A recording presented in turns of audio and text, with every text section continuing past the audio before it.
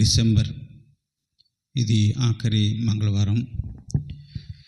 ఈ రోజున ఈ విధంగా ప్రభు సన్నిధిలో కూడుకోవటానికి దేవుడిచ్చిన మనకిచ్చిన అవకాశాన్ని బట్టి ప్రభువుకి ప్రత్యేకమైన వందనాలు తెలియజేద్దాం. హల్లెలూయా, హల్లెలూయా. సో యేసు ప్రభు వారు మానవ జాతిని ఎంతో ప్రేమించాడట. దేవుడు లోకమును ఎంతో ప్రేమించను కాగా తన అద్వితీయ కుమారుని యందు విశ్వాసముంచు ప్రతివాడును నశింపక నిత్య జీవము పొందినట్లు ఆయనను మనకు అనుగ్రహించాడు. ఎవరు? పరమ తండ్రి అయిన దేవుడు తన కుమారుడైన యేసు ప్రభువుని మనందరి కొరకు అనుగ్రహించాడు.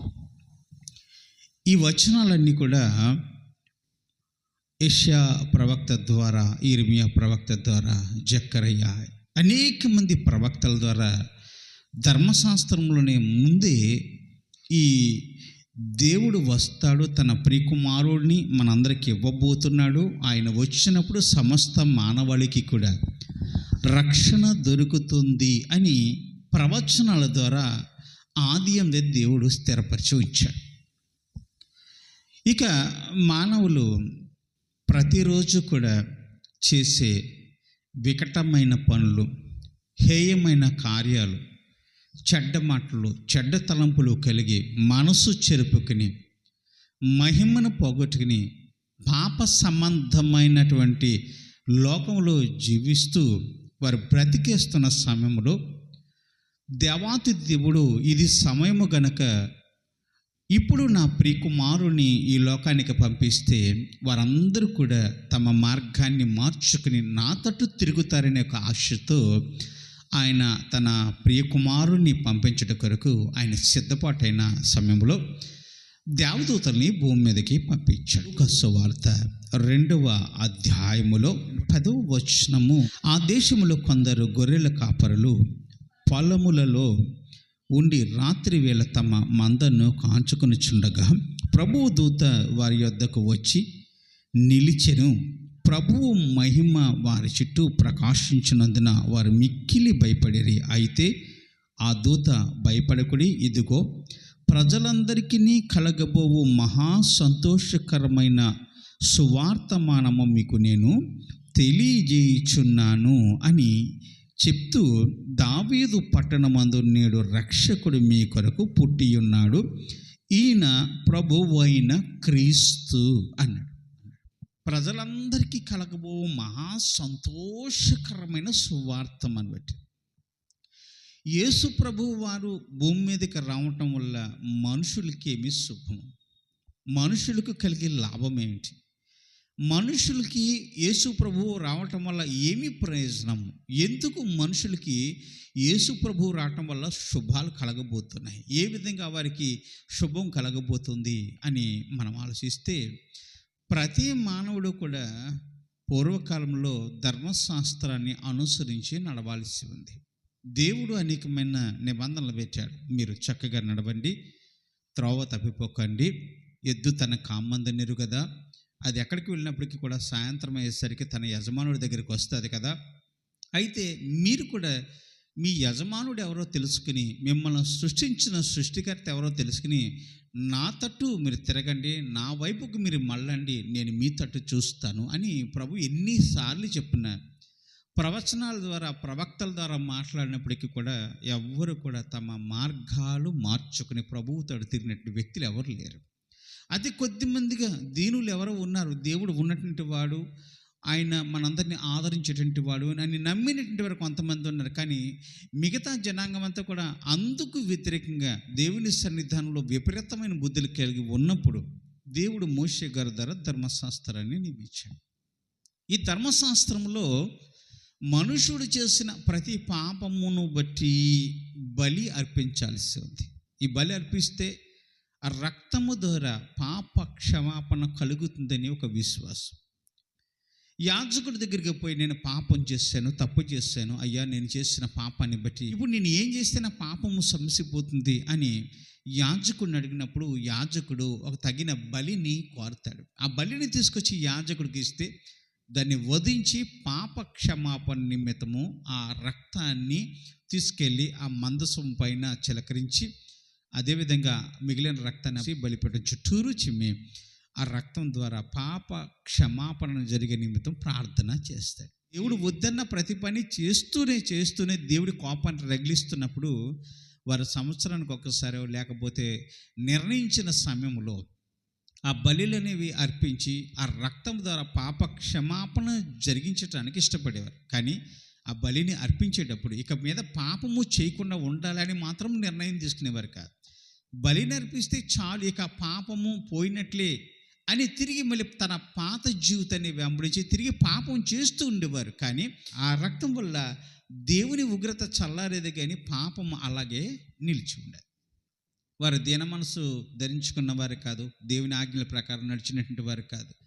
వారి ఇష్టానుసారం జీవిస్తుండేటువంటి వారు తల్లిదండ్రులను కొట్టడం, అన్నదమ్ములని వేధించడం, దాసుల దగ్గర అన్యాయంగా లాక్కోవటం, వారికి పని ఇచ్చిన తర్వాత కఠినమైన పని చేయించుకోవటం, విధవరాలను వేధించటము, దోచుకోవటం, పొరుగు వారిని భార్యని ఆచించటము, దొంగతనము చేయటం, తల్లిదండ్రులను వేధించడం, రకరకాలైన శ్రమలు పెడుతూ ఈ లోకములో సంతోషంగా బ్రతికేసేటటువంటి జనాంగము చేసే ప్రతి పాపము చేత వారు ఏమయ్యారట? ఎపిసిలకు రాసిన పత్రిక 2:1 చదువుదాం. 2:1 మీ అపరాధముల చేతను మీరు సచ్చన వారయుండగా ఆయన మిమ్మను క్రీస్తుతో కూడా బ్రతికించండి. దేని చేత చచ్చిపోయి ఉన్నాం మనము?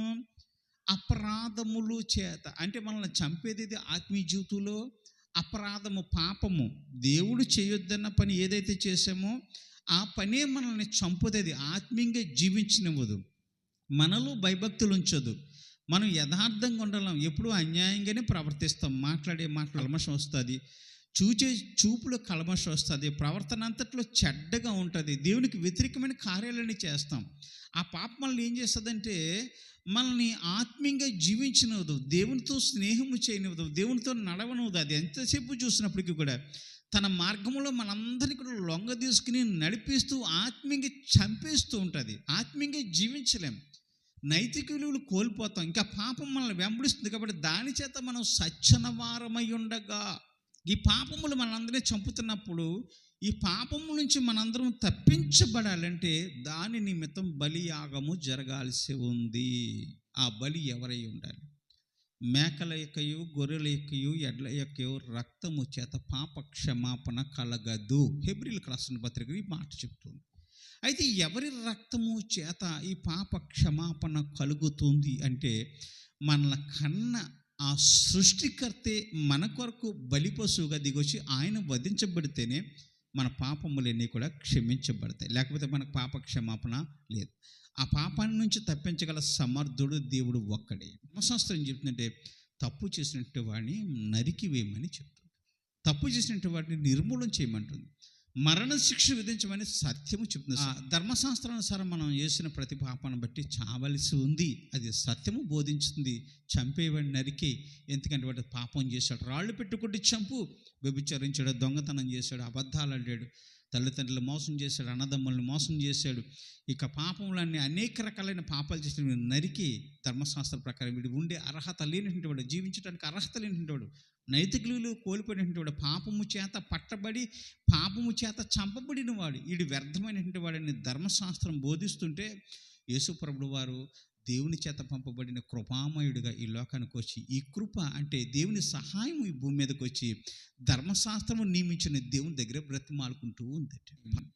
ఈ కృపా సత్యములు కలుసుకున్నవట. నేను లోకమునకు వెలుగును, నన్ను వెంబడించి వాళ్ళు చీకట్లో నడవడు కానీ జీవపు వెలుగు కలిగి ఉంటాడు. జీవపు వెలుగు అంటే ఏంటి? దేవుని ఆత్మ కలిగి ఉంటాడు అన్నాడు. ఎప్పుడు కూడా ఇక పాపము జోలికి పోడు, ఇక పాపం వాడిని వెంబడించదు, పాపం వాడిని పట్టుకునే అవకాశమే లేదు. అలాగా ఉండాలంటే కనుక మనల్ని ఎవరైతే విడిపించారో ఆ విడిపించిన వ్యక్తి మన చేయి పట్టుకుని నడిపించాలంటే ఆయన మనకు కాపరిగా ఉండాలి. అయితే దూత భయపడకుడు, ఇదిగో ప్రజలందరికీ కలగబో మహా సంతోషకరమైన సువార్త నేను మీకు తెలియజేయుచున్నాను. దావీదు పట్టణమందు నేడు రక్షకుడు మీ కొరకు పుట్టి ఉన్నాడు. ఎవరి కొరకు? మన కొరకు పుట్టి ఉన్నాడు. రక్షకుడు, రక్షించేటువంటి వాడు మన కొరకు పుట్టినాడు. ఎక్కడ? దావీదు పట్టణమందు. ఎవరు? మన కొరకు యేసు ప్రభు వారు పుట్టి ఉన్నాడు. ఇది ప్రజలందరికీ కలగబో మహా సంతోషకరమైన సువార్త. ఇక మీరు బలులు అర్పించవసరంలే, ఇక మీరు పాపం చేయాల్సిన అవసరంలే, పాపానికి దాసులు కానవసరంలే, చీకట్లో నడవవసరంలే. అప్పుడు యేసు ప్రభుని వెంబడిస్తే చాలు. ఆయన మీ అందరి కోసము బలిగా అర్పించడం కోసం ఈ లోకానికి వచ్చాడు. బలిగా తను వధించుకోవడం కోసం వచ్చిన ఒక గొర్రె పిల్ల. ఆయన దావీదు పట్టణం మందు మీరు పుట్టాడు. మీకు మా అందరికీ కూడా, పాపులందరికీ కూడా ఇది మహా సంతోషకరమైన సువార్తమానము. ఎందుకంటే మీరు అందరూ కూడా పాపం నుంచి విడుదల పొందే రోజు. పాపము నుంచి విడుదల పొందడం కోసం ఆ బలిపోసుగా సేకరించబడిన యేసు ప్రభు వారు పుట్టిన రోజు. కాబట్టి మీరందరూ కూడా ఈ రోజున పాపం నుంచి విడుదల పొందాలని ప్రభు మీకు ఆకు పుట్టాడయ్యా. పాపం నుంచి విడుదల పొంది మీరందరూ కూడా ఆయనతో పాటు పరలోక రాజ్యం వెళ్ళాలని ఆయన మీ కొరకు పుట్టాడయ్యా అని చెప్పేసి దూతలు ఆ గొల్లవారికి చెప్తూ ఉన్నాడంటే కలశం